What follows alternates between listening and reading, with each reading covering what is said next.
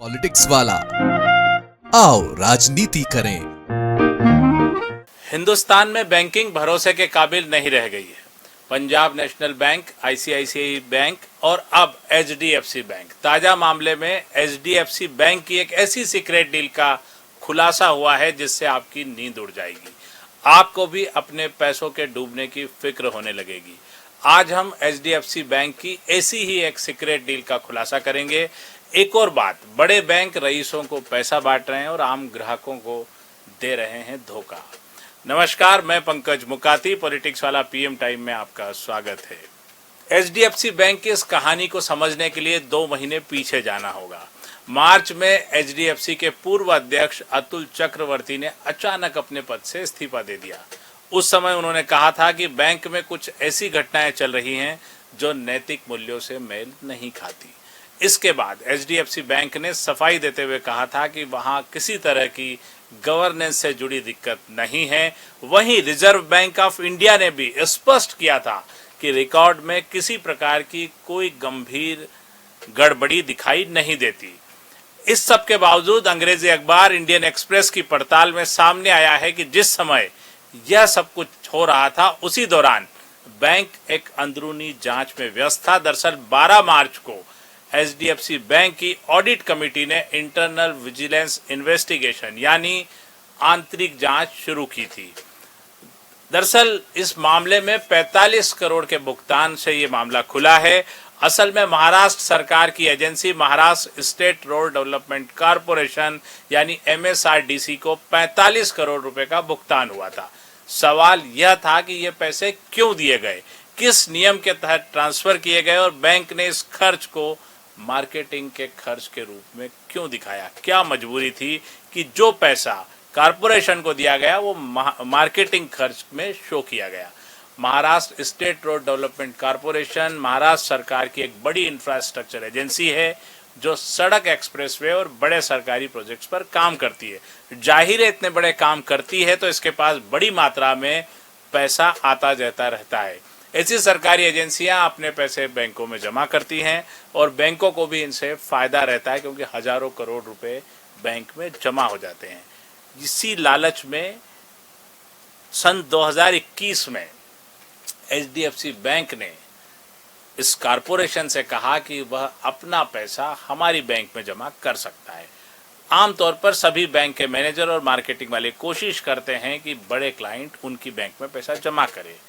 उस समय HDFC bank में सामान्य सेविंग अकाउंट पर लगभग 3.5% ब्याज का चल रहा था। लेकिन कारपोरेशन ने बैंक से कहा कि हम आपके यहाँ पैसा क्यों जमा कराएं, दूसरे संस्थान हमें 6% या उससे ज़्यादा ब्याज दे रहे हैं। महाराष्ट्र की इस एजेंसी ने यह भी स्पष्ट कर दिया था कि अगर एचडीएफसी बैंक उन्हें इससे बेहतर यानी 6% से बेहतर रेट देगा तभी वो अपने हजारों करोड़ रुपए एचडीएफसी बैंक में जमा करेगी। इसके बाद एचडीएफसी बैंक और कारपोरेशन के बीच एक मौखिक डील हुई जिसमें 6.01% रिटर्न देने की बात कही गई। बड़ी बात यह थी कि इसकी कोई लिखित मंजूरी नहीं थी, लेकिन कहा गया कि वरिष्ठ अधिकारियों को इसकी जानकारी थी और उनकी सहमति भी इस मामले में ले ली गई थी। समझने वाली बात यह है कि कोई भी बैंक सामान्य नियमों का पालन करते हुए किसी एजेंसी को इतना ब्याज नहीं दे सकता जो आरबीआई की गाइडलाइन से अलग हो। इसी वजह से एचडीएफसी बैंक ने एक स्पेशल रेट निकाला जो 4.25% था।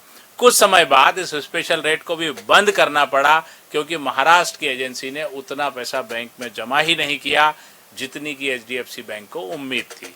यहाँ एक और महत्वपूर्ण बात सामने आती है कि एचडीएफसी बैंक ने कथित तौर पर, मौखिक तौर पर एमएसआरडीसी से 6.01% ब्याज देने का वादा तो कर दिया, लेकिन नियम इसकी अनुमति नहीं देते थे। ऐसे में जो ब्याज की दरें आरबीआई से निर्धारित थी उसमें और बैंक के वादे में 2.51% का अंतर रह गया। अब इस अंतर को पूरा कैसा किया जाए, उसी के लिए बैंक ने पूरी व्यूह रचना रची और एक बड़ा घोटाला कर डाला जिसे तकनीक की भाषा में, ये जो अंतर है दोनों का, इसे तकनीकी भाषा में डिफरेंशियल इंटरेस्ट कहा गया है। खेल इसी अंतर को पाटने से शुरू हुआ, लेकिन ये समझ लीजिए कि एचडीएफसी जैसे बैंक आम आदमी को कुछ और ब्याज दरें देते हैं, बड़े लोगों को किस तरह से कुछ और तरीके से लाभ पहुंचाते हैं। जबकि आरबीआई की गाइडलाइन ये साफ कहती है कि बैंकिंग में सभी ग्राहक समान हैं, न किसी को कम सुविधा दी जा सकती न किसी को ज्यादा, लेकिन बैंकें ऐसा करती रहती है। ऐसे कई केस हम देख चुके हैं। आरोप ये भी है कि एचडीएफसी बैंक ने इस अतिरिक्त ब्याज को अपने रिकॉर्ड्स में ब्याज के रूप में दिखाया ही नहीं, क्योंकि वो दिखा भी नहीं सकता था, कानूनी रूप से वो इसे दिखाने की स्थिति में नहीं था। फिर बैंक ने क्या किया, उसे मार्केटिंग खर्च बता दिया। बैंक ने इसके लिए बकायदा बैंक ने रोड सेफ्टी अवेयरनेस कैंपेन के नाम पर कुछ चुनिंदा वेंडर्स के जरिए यह भुगतान कर दिया। और सबसे बड़ा झूठ यही था, बैंक ने नकली वेंडर खड़े किए, खुद ही कैंपेन चलाए और भुगतान कर दिया। इस तरह के कैंपेन आमतौर पर सीएसआर टीम चलाती है, लेकिन बैंक के मार्केटिंग विभाग से ये काम कराया गया और सीएसआर टीम को इसमें शामिल ही नहीं किया गया। वहीं 4 लोकल वेंडर्स के जरिए इनवाइस तैयार किए गए। यहां भी कथित तौर पर गड़बड़ी सामने आई। एक ही फोटो को 3 अलग अलग इनवाइस में इस्तेमाल किया गया और इनवाइस की कुल रकम करीब 9 करोड़ रुपए थी। ऑडिट रिपोर्ट में यह स्पष्ट नहीं हो पाया कि रोड सेफ्टी को लेकर कोई कैंपेन वास्तव में हुआ भी था या नहीं। इसके समर्थन में कोई ठोस सबूत भी नहीं मिले। इसके बावजूद फाइनेंशियल ईयर 2023-24 और फाइनेंशियल ईयर 2024-25 के लिए 39.7 करोड़ रुपए का योगदान एचडीएफसी बैंक के रिकॉर्ड्स में दिखाया गया। अब ये जान लेते हैं कि बैंक के किन अधिकारियों पर इस मामले में आरोप हैं और कौन कौन इसके लिए गुनहगार साबित हो सकते हैं। एचडीएफसी बैंक के सीईओ शशिधर जगदीशन को लेकर भी जांच में कुछ आरोप लगे हैं। महाराष्ट्र की एजेंसी के साथ जो बड़े स्तर की चर्चाएं चल रही थी, उसमें शशिधर भी शामिल थे। इसी तरह बैंक के सीएफओ श्रीनिवासन वैद्यनाथन पर भी आरोप हैं कि वे विभिन्न चर्चाओं का हिस्सा रहे। कथित तौर पर जो रीएम्बर्समेंट स्ट्रक्चर तैयार किया गया, यानी मार्केटिंग के जरिए पैसा दिया गया, उसमें भी उनकी अहम भूमिका थी। विजिलेंस रिपोर्ट का निष्कर्ष यह बताता है कि एमएसआरडीसी से जुड़ी पूरी प्रक्रिया तय मंजूरी व्यवस्था के बाहर थी और आरबीआई नियमों का खुलेआम उल्लंघन हुआ। वैसे भी आरबीआई के नियम स्पष्ट कहते हैं कि किसी ग्राहक को छिपे हुए स्पेशल रिटर्न नहीं दिए जा सकते। सभी ग्राहकों के लिए एक समान नियम होते हैं। लेकिन जांच में आरोप लगा कि एचडीएफसी बैंक ने कॉरपोरेशन को अतिरिक्त फायदा पहुंचाने की कोशिश की। बड़ी बात यह थी कि इस अतिरिक्त लाभ को ब्याज के रूप में नहीं दिखाया गया, बल्कि मार्केटिंग खर्च में डाल दिया गया।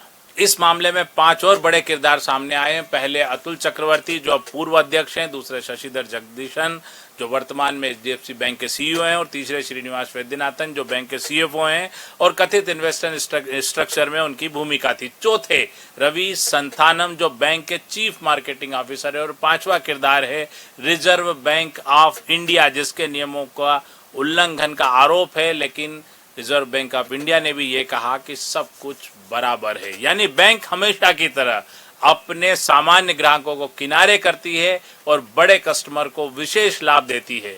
ये हमारे आपके जैसे ग्राहकों के लिए सीधे सीधे धोखा ही है। हम आगे भी आपको बताते रहेंगे एचडीएफसी बैंक कैसे ग्राहकों के साथ आरबीआई के नियमों को भी चूना लगा रहा है। पूरा वीडियो देखने के लिए शुक्रिया। चैनल को लाइक और सब्सक्राइब करना न भूलें।